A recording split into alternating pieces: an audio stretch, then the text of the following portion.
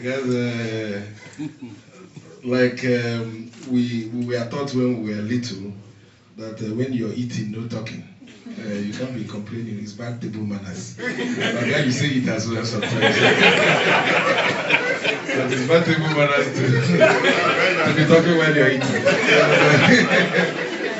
That is why you can't be eating at the same time complaining. It's not possible. So it's actually the best way. Really asking. Yes. And for me, as a Southeast person, one of the things I've learned, you know, in Nigeria, at least I'm over 45 years old. One of the things that I've learned in Nigeria is not to listen to promises. They've been promising us many, many things. You know, house for all, accommodation for all, employment for all.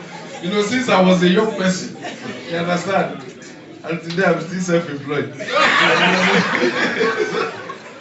So I'm in the business of seeing is believing. I was going to ask a question, but Chris said just add some humor to it. So anything I'm saying here, don't take it too seriously. But you can also read between the lines.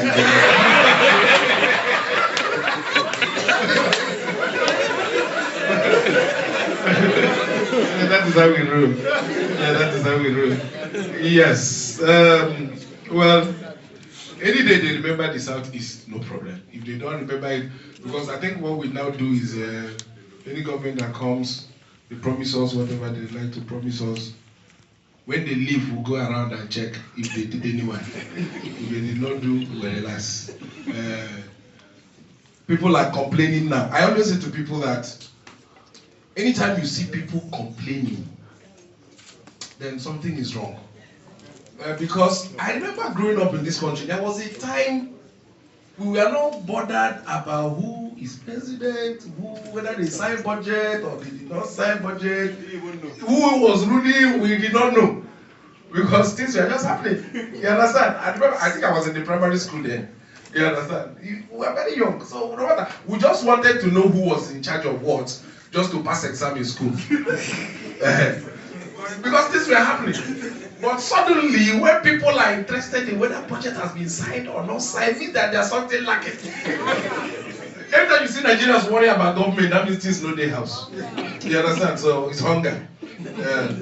Okay, I will go to my question. I just it's prayerful. You said I should say a little small something. So that's what I've been doing. Okay, my question is on the role of social media.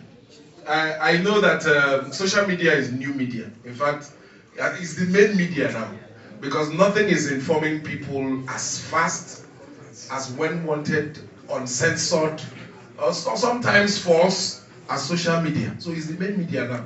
What used to be main media now is backup media. Yeah, that is how I want to see it. And I think this administration, not by any design, so far in the history of Nigeria, is the greatest beneficiary of social media, because their emergence was as a result of social media. Nigerians took, in their numbers, took to social media to say, we want change, we want change, we want change, we want change, we want change, until finally this administration came. So it shows the power and advantage of social media. But my concern is, now that we have seen the power of social media, we also know that social media comes with some challenges. One is that terrorists are benefiting from the use of social media, criminals are benefiting from it. There's cyberbullying, there's kidnapping, there's all manner of crimes. Because every new media ushers in another generation of crime that in most cases we are not prepared to handle.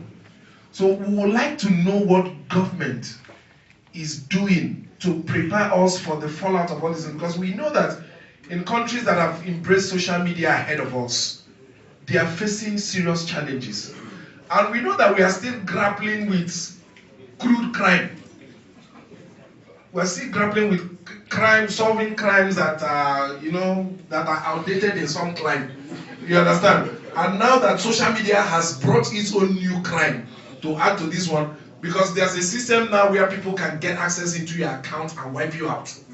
You understand? Through the internet. They just clean you out. You'll be sitting in your living room watching TV and you'll be getting alerts, debit alert. And there's nothing you can do about it. You understand? So, please, I'm asking, is there anything that the government is doing presently to make sure that this same media that can be beneficial does not turn around and destroy us? We know about the drumbeats of war happening around the country. People are agitating for all manner of things now. They want to split this country. And it's gaining momentum by the day in the social media. Are we prepared? Thank you. That is what I'm asking. I don't know if okay. Let me take Okey Bakassi. Typical of Nigeria, what I said is what you actually did. I said to you, before the emergence of the new governor of Rivers State, they said Amici was the PDP response to Fashola. People saw me as honest, straightforward, not corrupt. Suddenly, one government emerges. The same people change, corrupt, thief, and all sorts. Now, when I was speaking here, all of you clapped. When Okey came here, all of you clapped. Okey was here. Okey was here when I was talking about the fact that anyway, Okey belongs to PDP. I hope you know that. Do you know that? So when we were there together.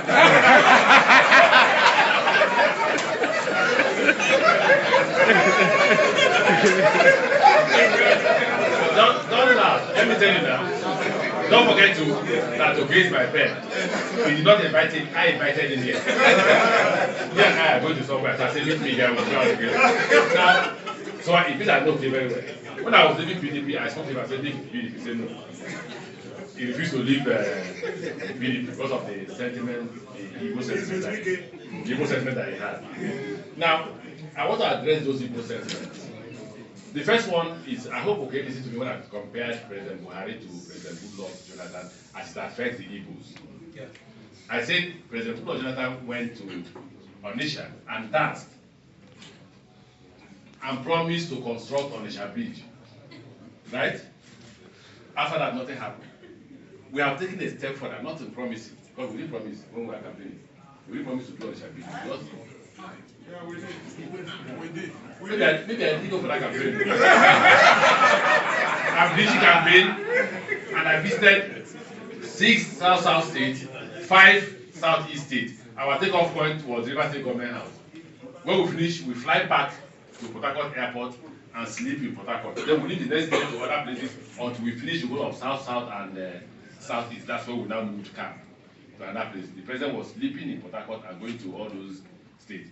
I didn't hear him say, unless somebody spoke on his behalf, I didn't hear the president made 3 promises: economic growth, employment, and security. These are his promises. But let's say, and corruption, that's 4.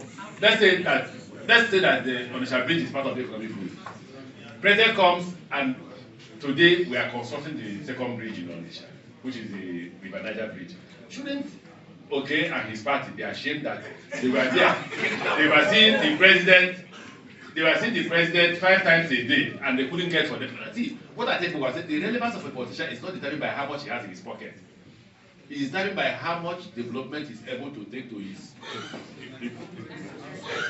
The second one is, I gave an example here, and Okey told jokes, and people are laughing. The example I gave was practical. The Port Harcourt Enugu road was terrible. In fact, Port Harcourt Owerri road was also terrible.